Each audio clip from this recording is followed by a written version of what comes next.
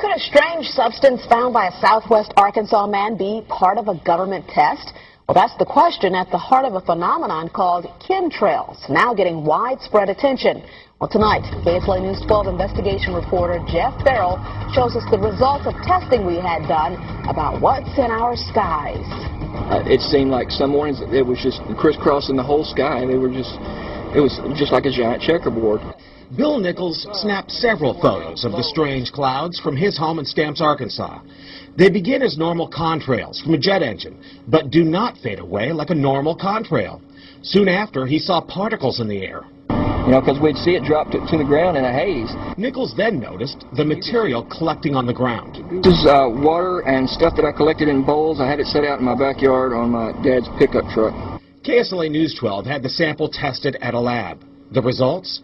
A high level of barium, 6.8 parts per million, more than 3 times the toxic level set by the EPA. Armed with these lab results about the high levels of barium found in our sample, we decided to contact the Louisiana Department of Environmental Quality. They told us that yes, these levels are very unusual, but at the same time they added the caveat that proving the source is a whole nother matter. Barium is a hallmark of other chemtrail testing, which even attracted attention from a Los Angeles TV station. There's already no shortage of unclassified weather modification programs by the government.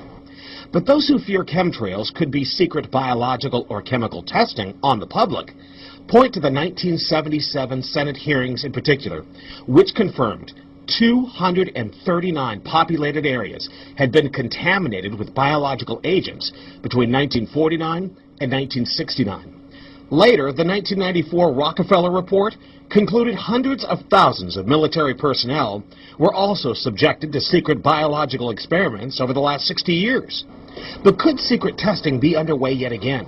I'd rather it be something inert and benign, something that's, not causing any damage, but I'd like to know what it is. KSLA News 12 discovered chemtrails are even mentioned by name in the initial draft of House Bill 2977 back in 2001 under the Space Preservation Act. But the military denies any such program exists.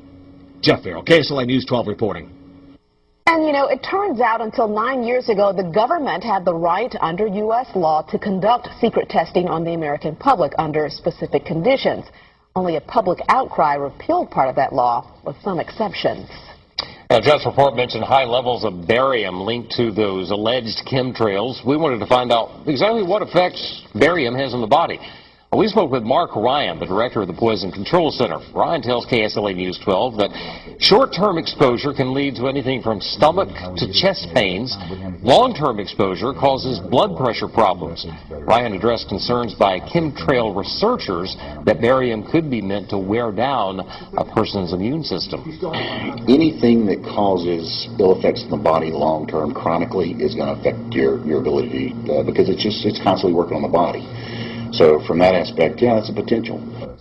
Ryan says he's conducted research on his own about secret government testing on the public, but he's still a bit skeptical about the alleged chemtrails, at least at the moment, because the Poison Control Center has seen no calls about exposure to barium.